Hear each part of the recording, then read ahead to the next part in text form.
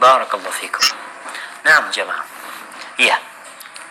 Kalau kita bicara orang yang punya amal soleh dan dia punya dosa, bukankah nanti akan ada penimbangan? Iya, akan ada penimbangan nantinya. Di mana? Nanti di padang mahsyar. Di situ akan ada hitung-hitungan. Perhitungan di sana yang akan menunjukkan apakah dia lebih banyak amal solehnya atau amal keburukannya. Allah mengatakan فَأَمَّا مَنْ ثَقُلَتْ مَوَازِينُهُ فَهُوَ فِي عِيشَةٍ رَاضِيَةٍ. Tuh, yang lebih berat amal solehnya, maka dia akan berada dalam kehidupan yang mulia, kehidupan yang nikmat, yang penuh dengan kenyamanan di sana. Itu nanti akan ada penimbangan tersebut. Kalau pertanyaannya, ada dosa-dosa yang Allah akan azab. Kita di dunia, jemaah, kita punya amal soleh, kita sholat, kita berpuasa, tapi kita sakit, kita kena musibah, kita bangkrut.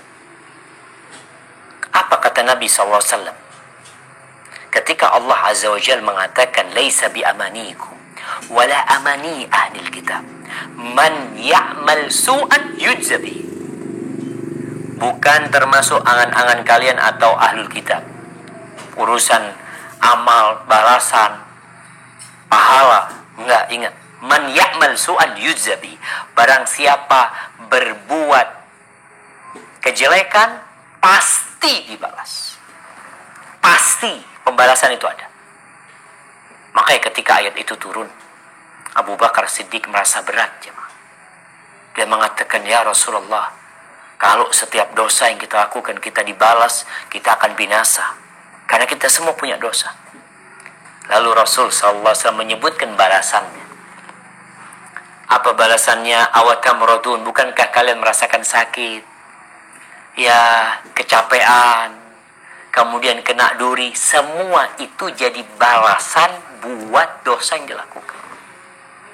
Tapi sekarang di alam kubur tersebut, jadi ada orang yang dosa-dosanya dibersihkan dengan musibah di dunia, sehingga dia, alhamdulillah, udah dibalas tuh. Ada yang dibalas di alam kubur, sehingga dia merasakan balasan dosa dia di alam kubur, sehingga nanti ketika dibangkitkan di hari kiamat, udah selesai dia dosanya. Sehingga dia tidak perlu masuk ke neraka lagi dengan dosa yang dia lakukan. Itu jadi pembersih dosa dia. Ada yang dengan ahwalu al-qiyamah, dengan yang terjadi di padang mahsyar sendiri, menjadi penghapusan dia. Sehingga ada orang yang dihapuskan dosanya ketika melewatin sirat, ketika dia terkena api ini itu, tapi dia akhirnya selamat. Itu jadi penghapusan dosa dia. Jadi kalau bicara kita punya amal soleh, pertama kita nggak tahu apa amal soleh kita sebanding dengan itu. Jangan-jangan kalau disuruh bayar itu habis amal soleh kita, kita nanti masuk neraka. Maka kita lebih tahu dengan, Allah lebih tahu dengan yang baik buat kita. Sehingga orang yang mati syahid, ketika dia mati syahid, ikut berjihad, kemudian melakukan dosa, al-ghulul termasuk dosa besar, jamaah. Mengambil dari harta rampasan perang ini termasuk dosa besar. Dan kita tahu dia belum bertobat. Dan Nabi SAW menjelaskan bahwasanya itu yang dia ambil akan membakar diri dia. Adapun nanti di padang mahsyar akan ada penimbangan amal.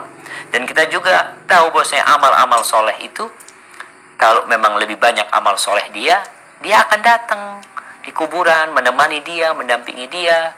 Dan bisa jadi juga setelah nih sahabat yang meninggal dunia dibakar dengan pakaian tersebut, kemudian sudah setimpal dengan yang dia lakukan, dia akan beristirahat dan merasakan kenikmatan. Tapi yang jelas, azab itu akan didapatkan ketika orang melakukan dosa. Allahu Akbar, ya. Benar, jemaah. Kalau itu orang ikut perang sama Nabi SAW, gara-gara pakaian itu, ada yang gara-gara sandalnya yang diambil. Apalagi kita yang amalannya nggak seberapa, mereka itu sahabat-sahabat Nabi yang ikut berperang bersama Rasul SAW. Na'udzubillahi minan nar. Barakallahu fikum.